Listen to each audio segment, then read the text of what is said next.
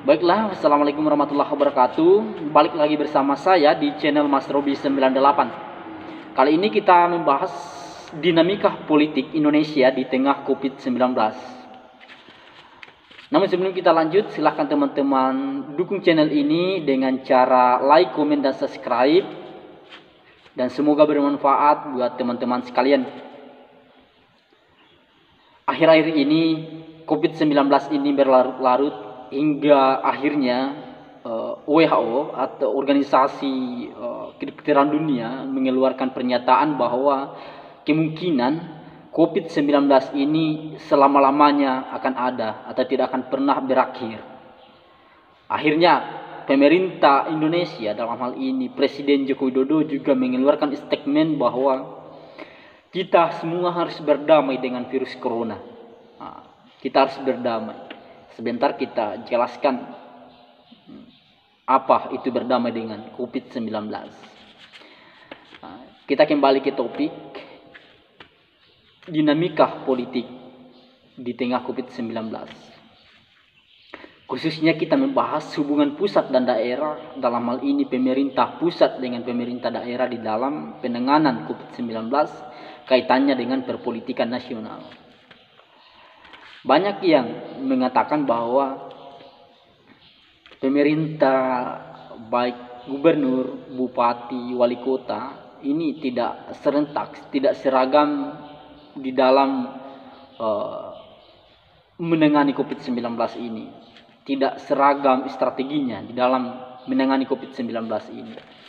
Bahkan Presiden Joko Widodo pun itu bahkan berkali-kali mengatakan, marilah kita serentak seragamkan langkah untuk menuju kestabilan seperti dahulu yang sebelum ada COVID-19 ini.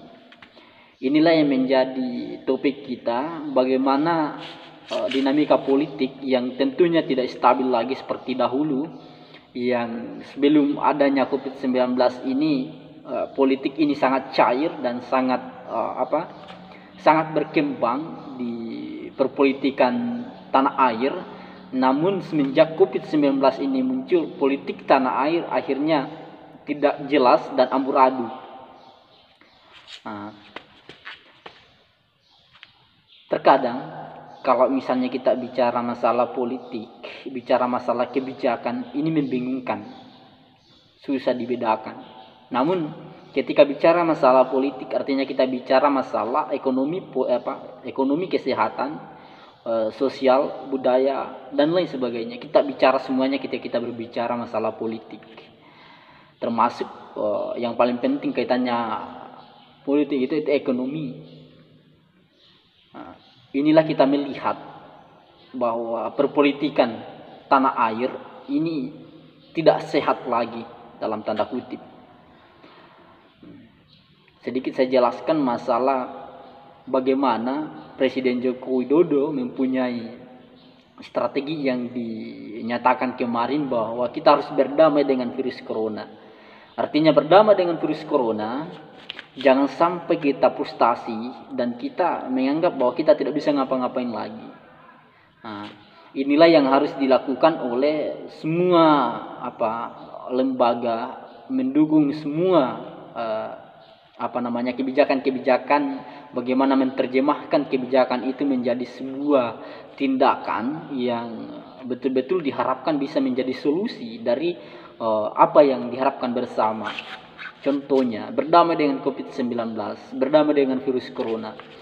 Artinya Presiden Jokowi mengatakan bahwa kita harus tetap produktif tanpa harus membahayakan kesehatan. Artinya budaya baru akan kita terapkan di dalam menyikapi apa yang disampaikan oleh WHO kemarin.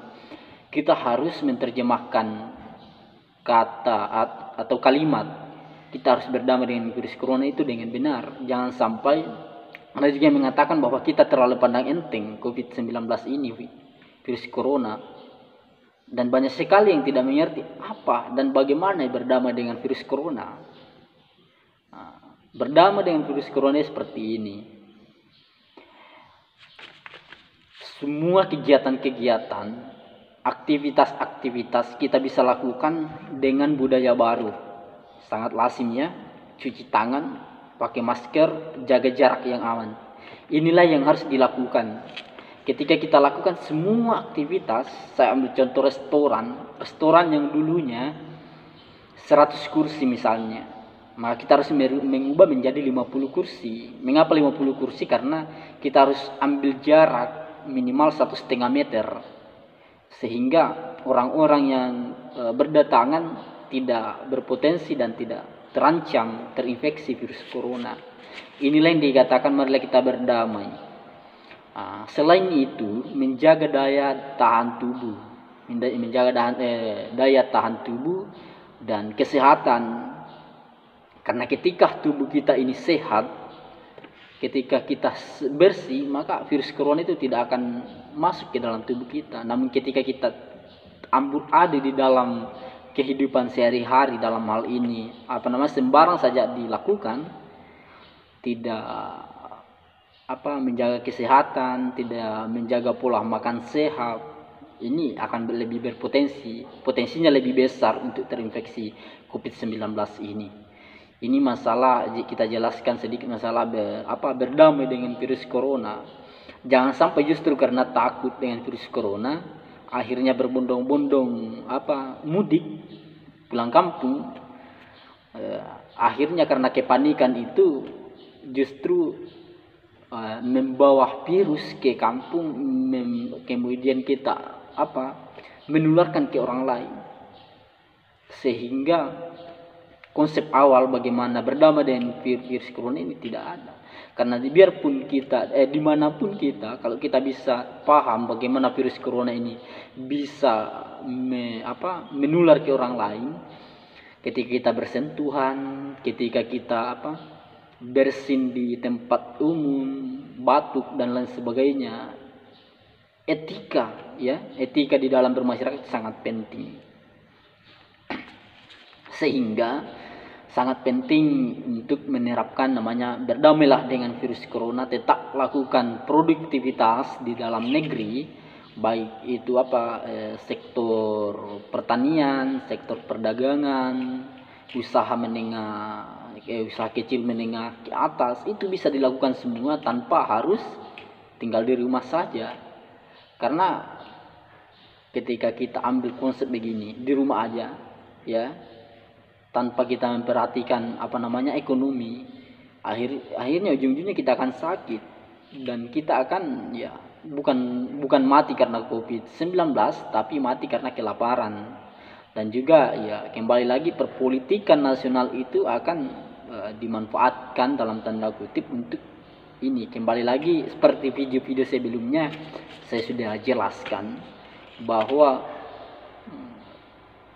yang kita hadapi saat ini bukan hanya masalah kesehatan, tetapi juga masalah politik, ekonomi dan lain sebagainya.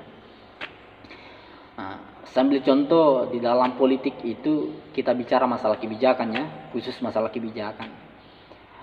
Beban seorang pemimpin dalam hal ini pemerintah, baik bupati, gubernur, wali kota dan juga presiden, bebannya itu bagaimana mengambil kebijakan yang baik dan benar. Sehingga di kondisi seperti ini, COVID-19, menangani COVID-19 ini betul-betul mempunyai harus mempunyai kehati-hatian di dalam mengambil kebijakan. Karena itu tadi, tidak ada satu kebijakan mutlak bahwa ini dari kesekian pilihan yang ada, tidak ada satupun kebijakan mutlak yang 100% benar. Artinya begini, ada yang menyatakan tidak jelas seharusnya pemerintah mengambil satu kebijakan bahwa begini harus kita lakukan, tidak bisa. Karena harus mempunyai penyesuaian berdasarkan kondisi dan situasi setiap kondisi dan situasi lapangannya. Bagaimana